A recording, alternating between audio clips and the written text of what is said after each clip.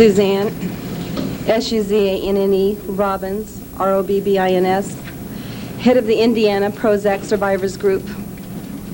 For the record, this is not a religious issue. We are of all faiths. There may be Scientologists here, I don't know. I happen to belong to the Christian church. I was a victim. Lily, you answer me. You tell me what happened to me.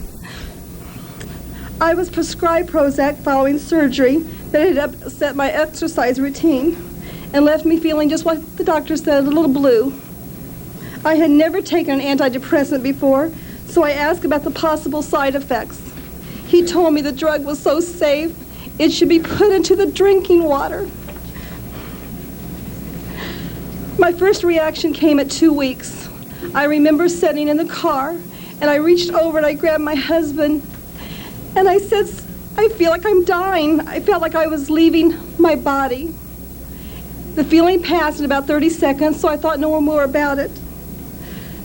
I was sitting in the classroom 2 days later when all of a sudden it happened again, only this time. I'm shaking, I'm covered in hives, and my mind is racing faster and faster. You can't grab the thoughts, they won't stop. I go to the office. I call the doctor. The nurse says, oh, let me look in the PDR. She looked and said, oh, honey, that's not Prozac. I said, well, what's happening to me? 2 more days passed. I've been sitting in the classroom again. This time, I excused myself from the children. I said, I must leave. I'll be back. Called the doctor's office again. Was told not Prozac. I'm crying by this time. They have to send me home. I get home and I call the doctor's office again. I said, I have to see him. Something's wrong with me. They said he couldn't see me until Saturday.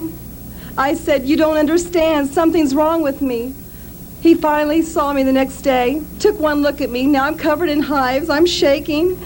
I can't think. I can't formulate a thought. And he said, oh, you're having a panic attack. It's not Prozac. So I went home and I thought, I'm going to die. There's something really wrong with me.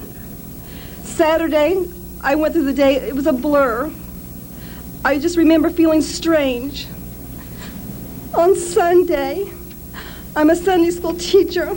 I went to Sunday school, and I handed him my Sunday school papers, and I said, something's wrong with me. I have to get out of here.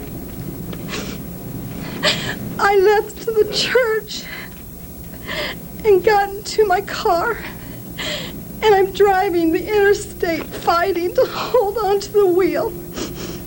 The thoughts are racing so fast, and it's saying, you're gonna die, and I have to hold on to the wheel to keep from going off the road. This is real, people. This is real. I finally admitted myself to a stress center. I begged them, lock me up because I'm going to die and I don't want to die. The internist walked in, and I remember the day so well. She took one look at me and she said, Prozac, you're not my first victim. She said the last one I saw, they had doubled the dose and she was in full psychosis. I knew at that moment I would live, but I didn't understand the horrors that this drug would not leave my system right away. They had to sit by my bed, and they would hold me down as I shook. And they would tell me, they'd say, you're going through drug withdrawal. My God, it was horrible. I shook and I shook. 1 minute, please. Finally, I was released after 9 days.